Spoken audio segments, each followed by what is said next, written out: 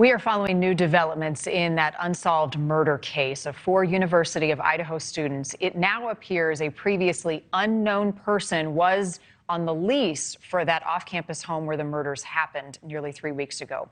Police say that person was not at the home on the night of the murders. It has been nearly 3 weeks this weekend since Ethan Chapin, Madison Mogen, Xana Kernodle, and Kaylee Gonsalves were killed, and police still do not have a suspect in custody. Former FBI Special Agent Stuart Kaplan joining us once again. He's been with us since the start of this case, breaking down the evidence, the details, and what we know based on what police have released publicly. Thanks for being back again this morning. I think let's start with what we've learned overnight and this possible 6th person on the lease. How critical is that in terms of evidence, police questioning? Well, it's a little confusing because you would think that by interviewing the surviving roommates, that they would have identified that there was some other person who also resided or who at least was legally responsible with respect to being on a lease. So that's somewhat confusing, and I think it's going towards some of the erosion of confidence that this police department, this local police department, is now getting the backlash from. But let me just interject for you this morning that I think will be very pivotal and very telling. These unfortunate murders took place on November 13th. Generally speaking, toxicology reports with respect to the victims generally should come back within 4 to 6 weeks. And so we're close, we're coming upon that 4th week. And I think that the toxicology reports in connection with these 4 victims will be very telling with respect to, I have no doubt, or I will make an assumption that there will be evidence of alcohol in their system. But if in fact there is other substances that are identified and detected in these or any of these victims, I think that may start to zero in on some other potential targets in this investigation. I hear what you're saying. It's important and prudent probably to be patient. And I always give police the benefit of the doubt as they work through a very complicated investigation. But there is a lot of criticism. Local police are taking the charge on this. The FBI is involved. Is this messy police work? Because the heat's on. There's a lot of media there. The community wants answers. They're scared. So let me be frank.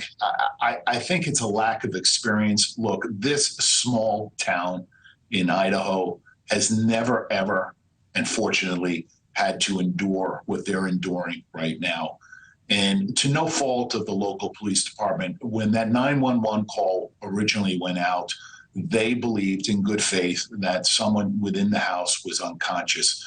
They may have anticipated that it was more of a medical emergency than a crime, or ultimately ending up with an unfortunate, horrible, barbaric crime scene. And so I think that some of what we are suffering from, or some of what is being played out, is just the inexperience of this local police department who originally came upon this awful scene. And most or all experienced detectives, FBI agents, anybody who's been in this business for a long time will tell you that the initial onset of coming onto a scene like this must be, the integrity of this crime scene must be maintained at all costs.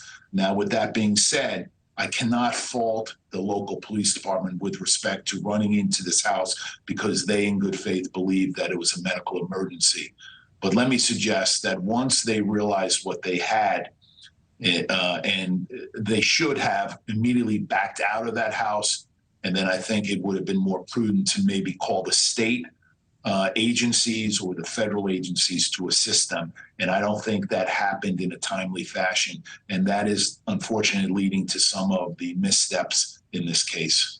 It's not too late, though, right? I mean, we've got state police involved, the FBI is involved. I mean, people who are experienced with gruesome, tragic crime scenes like this, for them to step in and start from scratch, essentially. That is true to some extent. But the problem is that I will assume, because of the barbaric nature of the way these homicides occurred, there is probably significant blood splatter, not only on the bed sheets, but also on the furniture and also on the floor. And if you have individuals that are first responders that are coming into the house and literally going room to room, the potential of blood being transferred from one location to the other can potentially impact the integrity of the crime scene and the hypothesis that may be put forth in trying to identify either one perpetrator or several perpetrators. I will believe that what will be very, very telling is the toxicology reports and, of course, any DNA evidence that may have been captured.